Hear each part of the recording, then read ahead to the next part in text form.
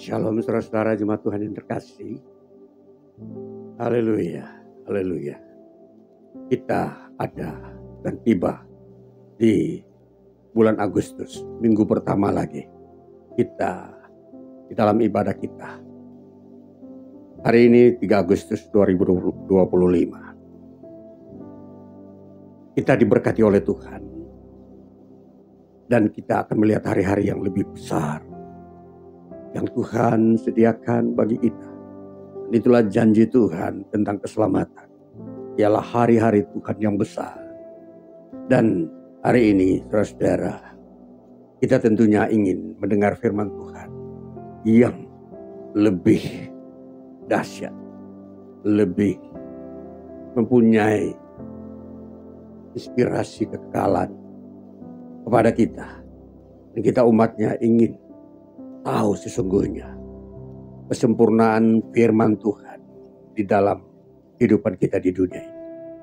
Baik, dari semua itu, saudaraku yang terkasih, saya mengajak kita untuk membaca bagian firman Tuhan yang terambil dari Injil Matius pasal yang ke-10 ayat 38, ayat 37 dan 38. Bunyinya demikian.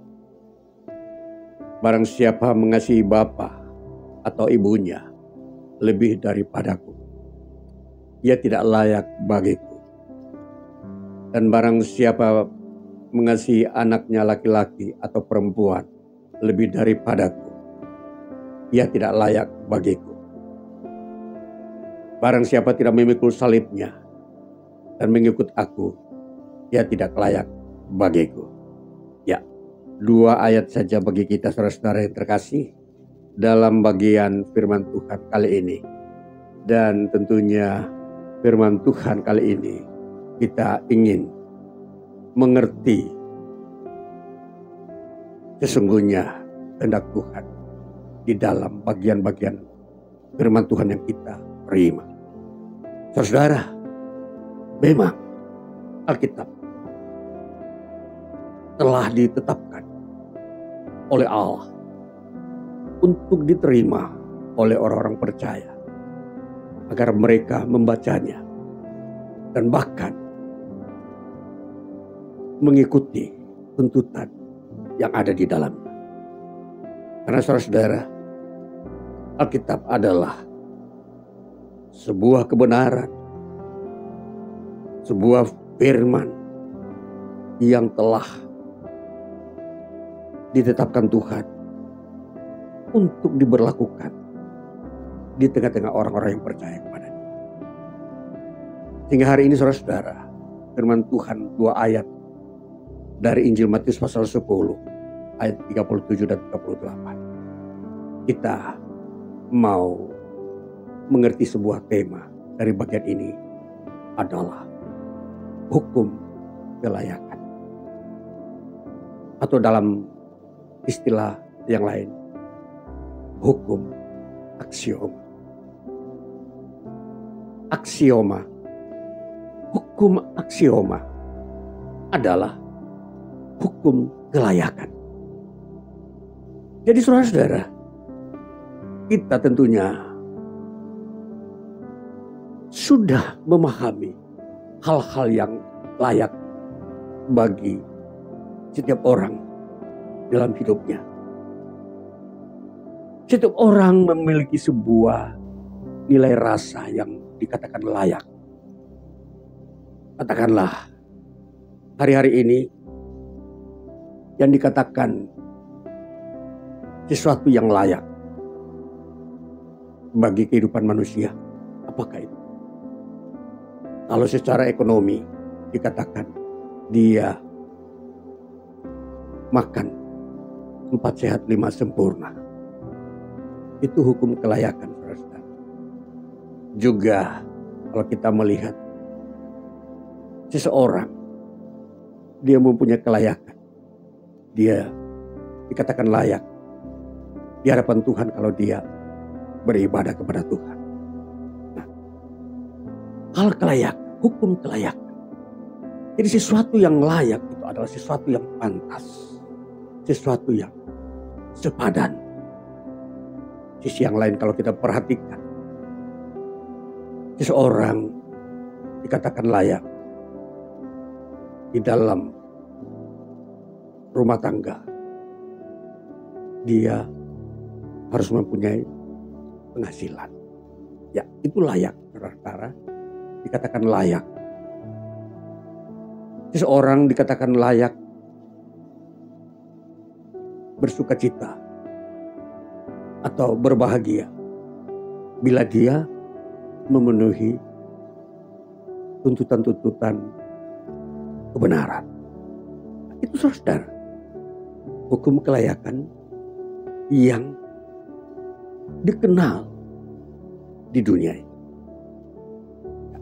Jadi kalau kita memperhatikan apa yang Yesus tampilkan di dalam kelayakan terhadap dirinya. Setiap orang yang mau mengikuti Yesus ada sebuah hukum kelayakan.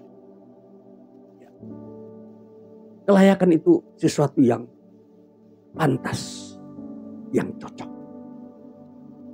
Nah, jadi kalau Yesus menampilkan hal yang layak bagi setiap orang untuk berkenan kepada Yesus, inilah hukum aksiom. Dua hukum yang Yesus tampilkan secara baru. Di dalam Taurat tidak ada hukum seperti ini. Itulah sebabnya Yesus membawa sebuah hukum kelayakan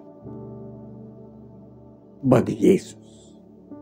Jadi dengan kata lain bahwa Yesus menerapkan hukumnya bagi setiap orang yang mau mengikuti dia. Baik, kembali kita melihat saudara-saudara. Dalam Injil Matius pasal 10 ini adalah bagian-bagian yang tidak terpisahkan daripada pekerjaan Yesus memilih 12 murid. Ketika Yesus memilih murid-muridnya yang ke-12 itu sudah lengkap. Dia memberikan sebuah aturan-aturan bahwa bila seseorang atau bila orang yang mau mengikuti Yesus, dia harus berkenan pada Yesus. Itulah yang disebut layak, hukum kelayakan. Nah,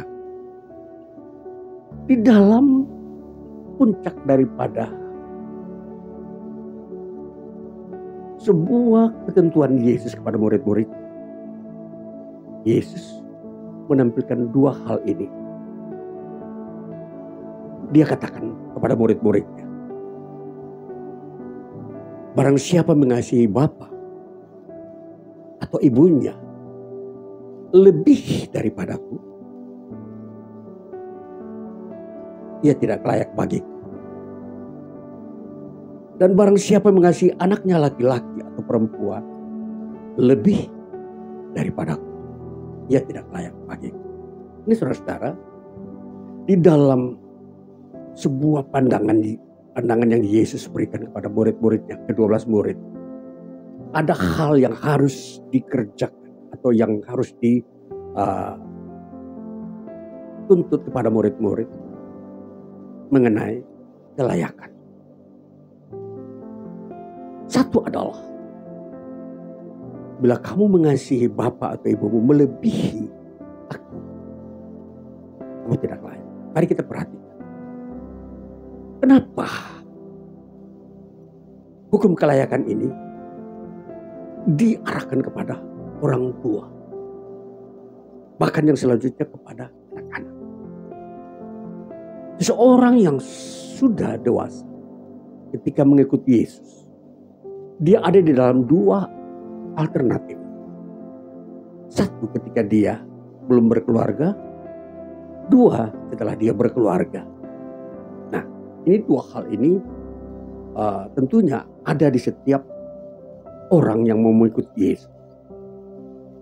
Ternyata saudara, Di dalam mengikut Yesus itu, Yesus menekankan bagaimana kasih kepada dia itu harus benar-benar sempurna.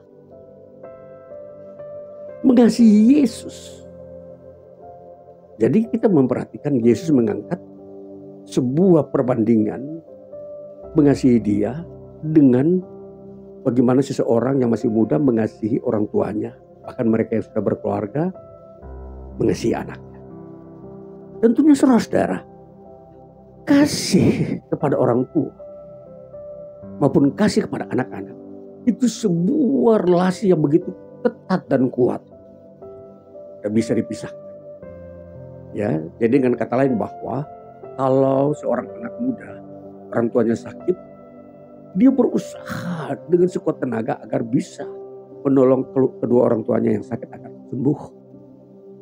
Itu salah satu hal yang mendasar. Sebaliknya, mereka yang sudah berkeluarga, memiliki anak, dan pun demikian halnya ketika sakit, mereka pasti berkorban atau mencari cara-cara yang begitu berguna atau berkenan agar anaknya itu sembuh. Ini model kasih. Jadi kasih yang paling mendasar dan paling kuat yang ada di dalam keluarga. Ini dia. Ya, saudara-saudara, ini yang nampak. Dan kita memperhatikan kasih inilah yang Yesus mau sejajarkan terhadap dirinya. Bahwa kalau kamu mengasihi keluargamu seperti itu, harus kamu perlakukan sejajar kepadamu. Ketika kamu mengikut aku, saudara. Jadi standar kelayakannya seperti itu. Itu standar minimum. Jadi kalau kamu mengasihi Tuhan, ukurannya sama seperti mengasihi keluargamu. Itu standar kelayakan. Maka kamu berkenan, kamu layak bagi Yesus. Itu ukuran yang Yesus pakai. Jadi saudara-saudara, perhatikan baik-baik bagaimana menerapkan kasih ini. Jadi untuk menjadi layak kepada Yesus, pedoman yang dipakai adalah kasih. Saudara, jadi ketika engkau mengasihi orang tua ataupun anak-anak, sebagaimana yang kau anggap itu baik, sempurna di hadapan Allah, maka engkau pun harus memperlakukan kasihmu kepada Yesus seperti itu. Nah, inilah hukum kelayakan. Makanya Yesus menegaskan kepada murid-murid, kalau kamu bisa melakukan seperti itu, kamu layak menjadi murid-murid. Ini pertama, saudara, di dalam hukum kelayakan. Dan di sini dikatakan, di dalam teks yang dipakai, dikatakan begini. Hophilon patera e matera. Artinya, barang siapa mengasihi bapa dan ibunya, huper eme melampaui kasihnya padaku. Maka jawabannya adalah o estin mo axios. Artinya, tidaklah layak bagiku. Jadi, saudara, kasih di sini memakai kata filon atau filia, hubungan antara relasi antara orang tua dan anak. Ya. Jadi relasi antara murid-murid dan Yesus adalah relasi kasih yang peduli, kasih yang tidak bisa dipisahkan. Bayangkan saudara-saudara, bagaikan dikatakan darah dari dirinya sendiri. Seperti contoh, kalau seorang anak mengasihi orang tua karena memang dia memiliki sebuah hubungan darah, hubungan batin. Dan kalau itu standarnya, kamu lakukan itu juga kepada Yesus. Engkau mengasihi Yesus karena engkau mempunyai hubungan yang seperti itu. Bahwa engkau mendapatkan warisan keselamatan. Nah ini saudara-saudara. Jadi Yesus memakai kata filon ini di dalam mengasihi dia untuk membandingkan betapa kasih anak kepada orang tua dan orang tua terhadap anak itu adalah kasih yang tidak bisa dipisahkan oleh apapun, oleh zaman, oleh waktu, oleh kondisi berat sekalipun di dunia. Nah, itulah sebabnya kasih ini menjadi sebuah ukuran yang Yesus pakai agar murid-murid mengerti di dalam menjalankan panggilan Tuhan dalam diri mereka bahwa sesungguhnya mengikuti Yesus didasarkan pada mengasihi Yesus. Ya. Jadi ibaratnya seperti begini. Kalau saudara anak daripada seorang yang miskin, semiskin-miskinnya saudara dan orang tua saudara, saudara tidak mungkin menyangkal orang tua saudara. Itu karena di situ hukum kasih relasional. Kasih yang tidak bisa dipisahkan oleh situasi. Sekalipun orang tuamu itu cacat atau anakmu cacat, tidak mungkin engkau menyangkalinya. Nah, sekalipun orang tuamu bodoh, sekalipun anakmu bodoh, tidak mungkin engkau menyangkali semua itu. Ya. Jadi ini yang Yesus maksudkan, bahwa kalau kamu mengasihi aku, ukurannya seperti itu. Sekalipun kamu dianiaya, kamu tidak akan mungkin menyangkali Yesus. Itulah, saudara. Yesus memanggil orang yang percaya kepada dia sampai kepada ukuran kasih relasional. Jadi kalau ada orang yang mengikuti Yesus, tiba-tiba jatuh miskin, dia meninggalkan Yesus, ini sesungguhnya dia tidak layak bagi Yesus. Saudara, ini hukum kelayakan, hukum aksioma. Ya. Sebaliknya juga, ada orang yang karena mungkin kemiskinannya, dia meninggalkan imannya dan menerima kekayaan sebagai kehormatan dirinya di dunia ini. Saudara-saudara, bahwa penegasan ayat ini, hukum aksioma, supaya dimengerti oleh setiap orang yang percaya kepada Yesus. Jadi percaya Yesus bukan sekedar karena ikut-ikutan. Bukan karena hanya mau melihat sesuatu pemandangan atau di dalamnya ada kekayaan barangkali, ada berkat Tuhan. Bahkan mungkin saja diperdengarkan kamu akan masuk ke dalam kerajaan surga. Tapi ketika ada sebuah ajaran baru, oh manusia pun bisa masuk surga tanpa melalui Yesus, dia mulai berubah. Dia mulai tergoncang iman. Ini saudara, jauh sebelum tantangan masalah datang menghampiri saudara-saudara, bersekutulah dengan Yesus secara relasional. Sebagaimana engkau mengasihi orang tuamu dan anak, engkau bersekutu dengan Yesus harus seperti itu. Standarnya. Kalau kurang dari itu tidak layak. Terus sebabnya iman kepada Yesus Kristus itu mempunyai sifat betul-betul engkau kenal Yesus, relasi. Kalau engkau kenal anakmu, engkau kenal orang tuamu, seperti itulah engkau kenal Yesus sebenarnya. Jadi Yesus menegaskan seperti ini, bahwa kenallah Yesus dengan benar, bahwa tidak ada tempat lain atau tidak ada manusia menemukan kerajaan surga di luar Yesus.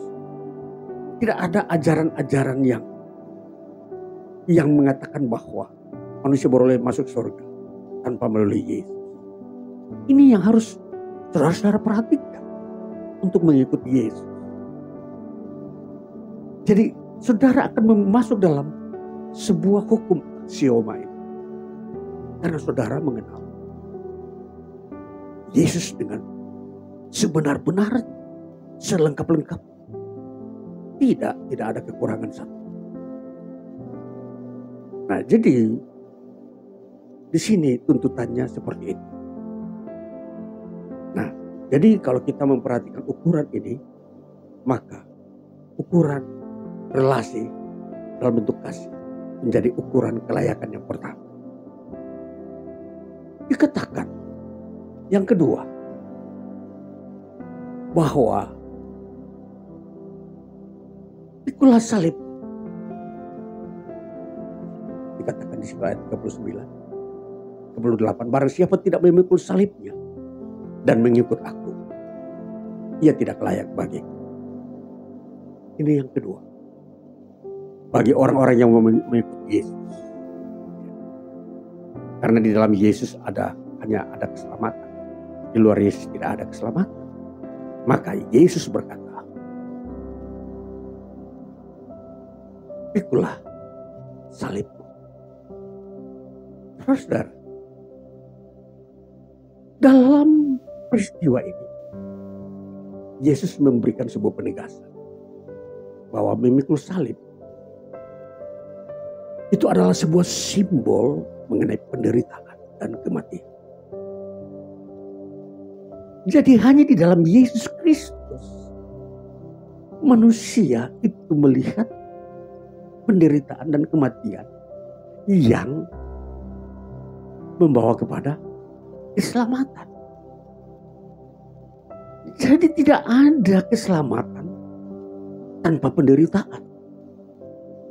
Saudara, tidak ada surga. Orang tidak akan masuk surga dengan kondisi dia lagi sesuai dengan keadaan dunia ini berfoya-foya. Tidak ada, saudara. Itu tidak ada rumusnya. Makanya hukum kelayakan dari Yesus, untuk orang masuk surga, dia harus pikul salib. Saudara, jadi ini bukan filosofi. Pikul salib bukanlah filsafat, tetapi kebenaran Tuhan. Jadi tidak bisa ditawar-tawar. Saudara, pikul salib, setiap orang dikatakan pikulah salib. Jadi dengan kata lain bahwa setiap orang yang masuk dalam lingkungan iman percaya kepada Yesus, dia diharuskan pikul salib. Apa itu? Dia siap harus melihat penderitaan. Sampai penderitaan itu menuju membawa dia kepada kematian. Jadi tidak ada jalan lain. Tapi apakah yang dimaksudkan dengan penderitaan ini? Penderitaan ini bukan karena dosa. Saudara, kita lihat ada dua jenis penderitaan di dunia ini.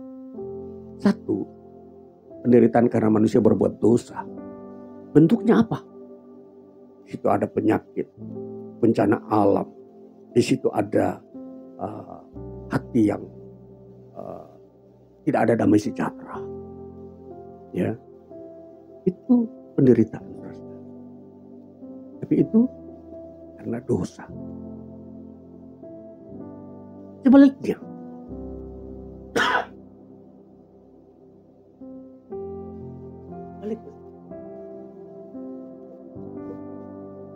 penderitaan lain.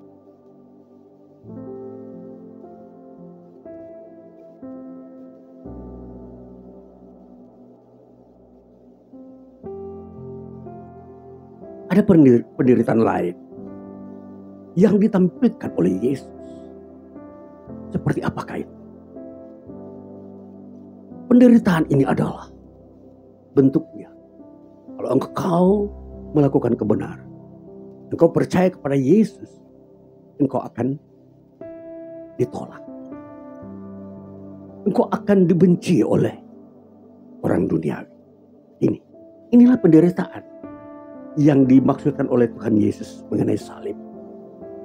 Ketika engkau percaya kepada Tuhan Yesus, engkau tidak akan menerima sebuah pujian. Jangan harap engkau melihat pujian dari manusia yang engkau percaya Yesus. Itu sejak munculnya Yesus di muka bumi sampai kepada nanti akhir zaman. Seperti itu, saudara. Jadi jangan coba-coba saudara-saudara mau menghindar, mau mencari pujian ketika saudara percaya kepada Yesus. Jadi di sini kelayakannya seperti itu. Jadi percaya kepada Yesus, kelayakannya adalah engkau harus pikul salib. Ya.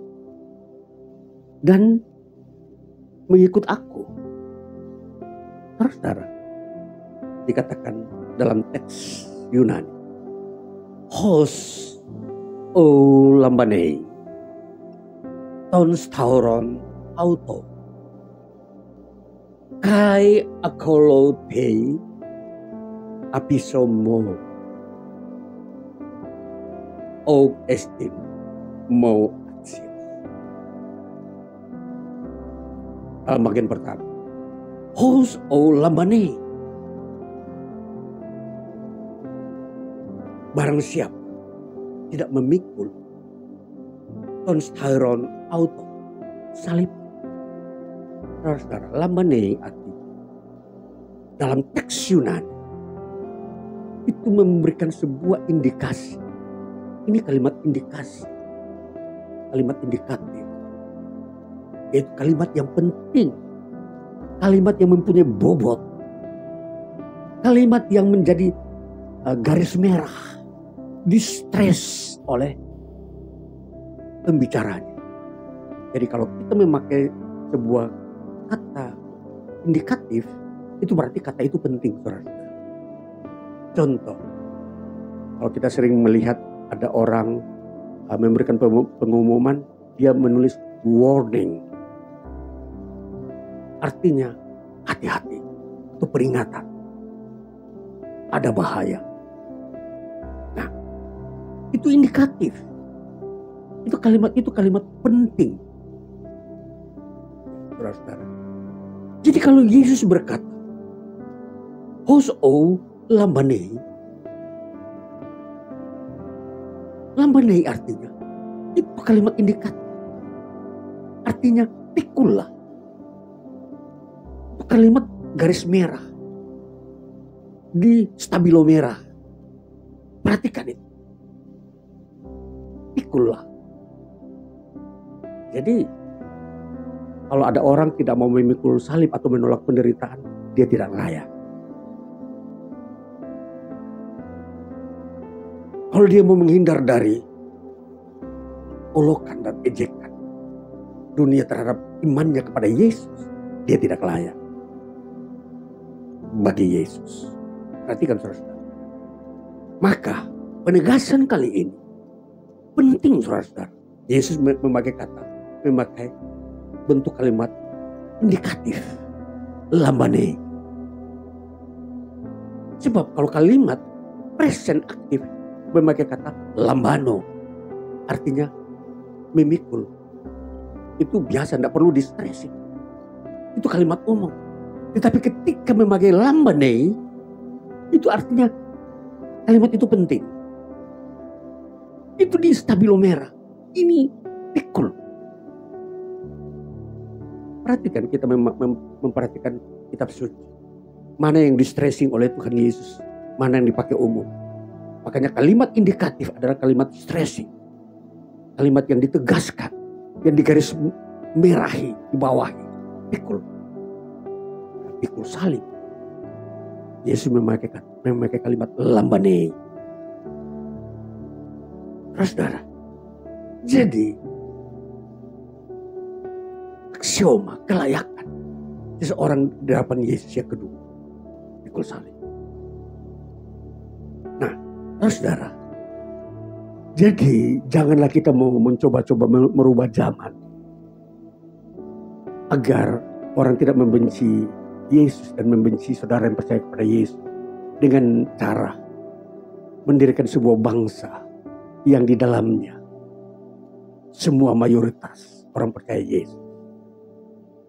Saudara, di sini maka saudara mau dengan sengaja menghindar dari sebuah kelayakan. Maka saudara, pastikan baik-baik.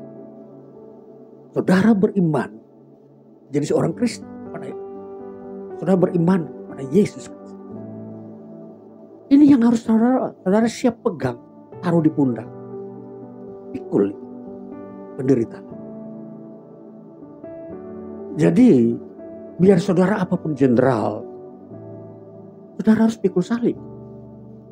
Biar saudara orang kaya, mempunyai banyak uang, saudara siap pikul salib. Saudara orang miskin, siap pikul salib. Saudara orang pandai, siap pikul salib. Saudara profesor, siap pikul salib. Karena ini ketentuan Yesus untuk layak kepada Dia. Saudara mau layak berkenan kepada Yesus. Seperti itu, saudara. Jadi kita tidak boleh merubah standarisasi ini. Apapun, dimanapun, kapanpun. Tidak bisa, saudara. Sekalipun zaman modern, tidak bisa dirubah standarisasi kelayakan ini. Iya. Ya saudara perhatikan. Maka kali ini saudara, salib Kristus itu ditampilkan di depan, di mimbar, di gereja, puncak gereja. Itu tanda salib. Itu memberikan tanda. Itu adalah milik saudara yang percaya kepada Yesus. Siap untuk menderita. Jadi saudara, kalau kita membangun gedung gereja, memang saliblah yang harus ditampilkan. Bukan patung Yesus. Saudara, karena kalau patung berbeda dengan simbol, salib itu adalah simbol untuk mengingatkan tentang bahwa penderitaan itu selalu ada. Saudara, jadi kita memahami iman Kristen itu harus kepada detail yang benar-benar sebuah perintah Tuhan. Jadi Yesus bukan mengejutkan kita membangun sebuah monumen seperti patung Yesus. Bukan. Itu bukan perintah, saudara-saudara. Jadi perhatikan baik-baik, jangan sampai kita salah menerapkan sebuah kebenaran. Ya. Saudara, sebab untuk memuliakan Kristus tidak selalu memakai monumen, tapi memakai simbol kehidupan. Itu salib. Engkau siap menderita karena engkau percaya Yesus. Itu yang menjadi stressingnya Yesus. Penegasan. Maka saudara-saudara, kembali di dalam masa modern ini, kita selalu mau sensor setiap pemikiran-pemikiran yang kurang berkenan. Ya. Jadi saudara-saudara, jangan juga merasa terhina kalau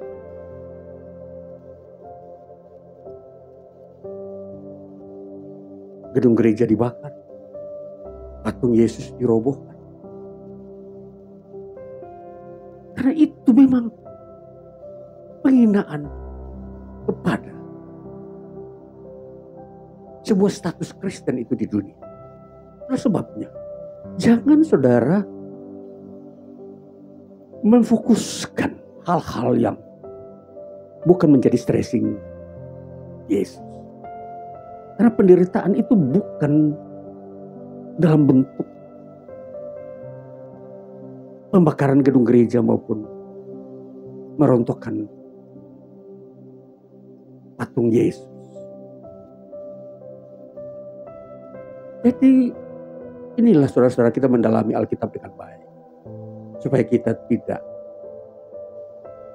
terjebak dengan konsep manusia yang tidak injili. Baik, kemudian seterusnya saudara-saudara. Kita tahu bahwa di dunia ini masalah kehidupan begitu kompleks. Begitu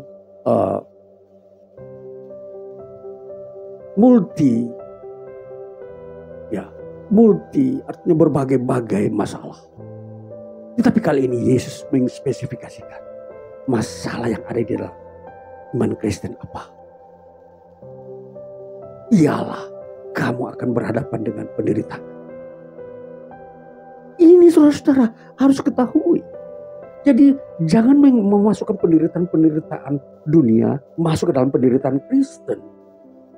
Saudara yang berbuat dosa, lalu saudara berkata ini penderitaan Kristen. Salah. Ketika saudara percaya Yesus, lalu saudara berbuat dosa, lalu saudara mengalami penderitaan, penyakit dan penghukuman di penjara dan seterusnya, saudara berkata ini penderitaan Kristen. Salah. Tidak boleh mendudukan sebuah masalah dan tidak pada tempatnya. Jadi kalau ketika saudara percaya Yesus, saudara dianiaya dan saudara ditolak, itu yang benar. Itu penderitaan yang benar. Jadi saudara yang terkasih, kita memahami semua ini demi kebenaran, demi kelayakan kita di hadapan Kristus. Karena tidak ada model lain. Hanya dua yang ditampilkan oleh Yesus. Bagaimana layak kepada dia. Saudara percuma percaya kepada Yesus. Tetapi saudara berpuluh-puluh tahun percaya. Tapi saudara tidak masuk dalam hukum kelayakan. Tidak bisa masuk. Tidak berkenan. Yesus berkata, aku tidak mengenal kamu. Ya ini saudara-saudara. Kita harus mengerti. Kita mempelajari sesuatu dengan hakikatnya. Nah, kita mempunyai hakikat kebenaran. Tidak bisa ditambahkan atau dilemahkan. Jadi mengasihi Tuhan, ya itu mengasihi itu. Menderita karena percaya kepada Yesus, ya seperti itu. Tidak bisa dikurangi atau ditambah. Nah ini saudara-saudara. Jadi kembali kita melihat era dan zaman. Supaya kita mempersiapkan pemahaman kita dan hati kita yang mau tunduk kepada firman Tuhan. Jadi kali ini semakin tegas dan kuat firman Tuhan ini untuk menyeleksi setiap orang yang akan diselamatkan. Maka perhatikan saudara-saudara, dalam pergaulan, di dalam kerja, di dalam kondisi aktivitas saudara di muka bumi, dimanapun saudara berada dan tinggal. Perhatikan ini. Saudara yang percaya kepada Yesus, perhatikan dua hal ini. Engkau mengasihi Tuhan, harus mempunyai standar. Engkau mengasihi orang tuamu dan anakmu. Dan yang kedua, engkau harus siap pikul salibmu. Salibmu itu ada. Tuhan sudah memberikan. Jauh sebelum Yesus memikul salib, dia sudah mengajarkan kepada murid-muridnya. Kamu juga harus pikul salib. Jadi ini saudara-saudara, pengajaran Yesus. Itu yang dia lakukan. Apa yang dia lakukan? Dia ajar. Karena di dalam penderitaan itu, engkau masuk ke dalam kerajaan kekekalan. Di mana Kristus Yesus telah siapkan. Jadi sempurnakan iman saudara dengan salah satunya adalah penderitaan. Ya. Jangan engkau menyangkal Yesus dalam kondisi krisis, ekonomi apapun. Dan jangan engkau malu ketika engkau diolok-olok karena engkau percaya kepada Yesus. Ini saudara-saudara, kelayakan inilah yang bagi kita hari ini kita mendengarkannya. Dan di sini dikatakan bahwa kesimpulan ayat 39. Barang siapa mempertahankan nyawanya, ia akan kehilangan nyawanya. Dan barang siapa kehilangan nyawanya karena aku, ia akan memperoleh. Inilah kesimpulan. Karena ada sebuah kepemilikan terhadap diri saudara ketika saudara mempraktekkan, mengikuti dan tunduk kepada ajaran Kristus. Jadi siapapun saudara, tidak ada pandang bulu. Engkau keturunan orang kaya, engkau keturunan orang miskin, engkau pejabat, engkau orang pandai. Semua diperlakukan hukum yang sama. Jadi siapa yang tidak melakukan hukum Tuhan ini, hukum kelayakan ini, dia tidak berkenan kepada Yesus. Jadi saudara-saudara, ini yang harus kita perhatikan. Bukan tidak pandang engkau orang Israel, engkau bukan orang Israel. Sama. Tidak ada spesifikasi. Semua diberlakukan sama. Orang Israel, orang non-Israel, sama. Orang Indonesia, orang Australia, Amerika, sama. Jadi ini yang kita harus pakai. Firman. Bukan hukum manusia. Bukan teladannya seseorang tokoh politik. Firman yang dipakai karena untuk kita layak kepada Yesus di surga. Jangan kau mencari kelayakan di bumi. Oh, saya berkenan kepada Presiden A, Presiden B. Saya menjadi teman karibnya. Saudara diberikan fasilitas. Ini saudara-saudara. Tidak sama seperti Yesus. Kelayakan kepada Yesus adalah engkau. Salah satunya pikul salib. Jadi saudara, Kristen itu gamblangnya seperti ini. Tidak neko-neko, tidak macam-macam. Ya. Jadi, kelayakan di sini yang Yesus tampilkan kepada semua orang yang mau ikut dia. Engkau harus memenuhi tuntutan hukum kelayakan. Ya saudara-saudara. Jadi kembali kita mengoreksi diri kita, pikiran kita. Apakah saudara hari-hari ini layak pada Yesus sebelum mati? Baru ya saudara.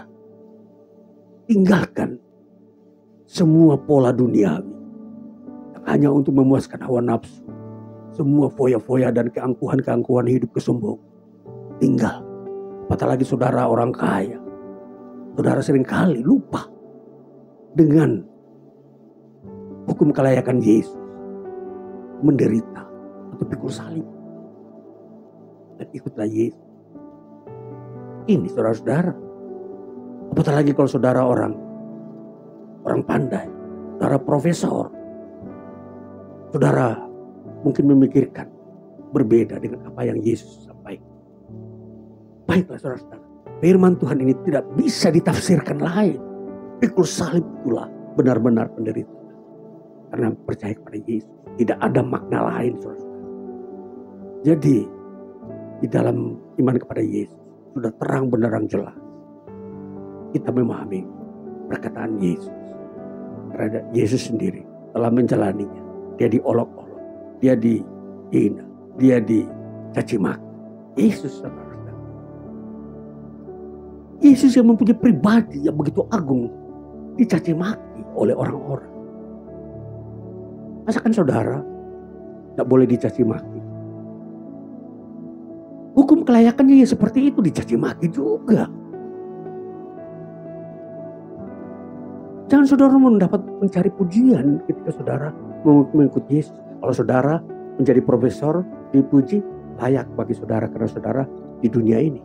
Tapi percaya kepada Yesus. Jangan mengharapkan ada pujian. Tapi siap-siap untuk diejek, difitnah, dibenci. Saudara, itu kebenaran saudara. Maka lebih daripada itu, tidak ada lagi. Maka inilah saudara-saudara firman Tuhan bagi kita di hari-hari ini. Di hari-hari di mana hari Tuhan semakin berdekat. Tuhan Yesus memberkati kita. Haleluya. Amin.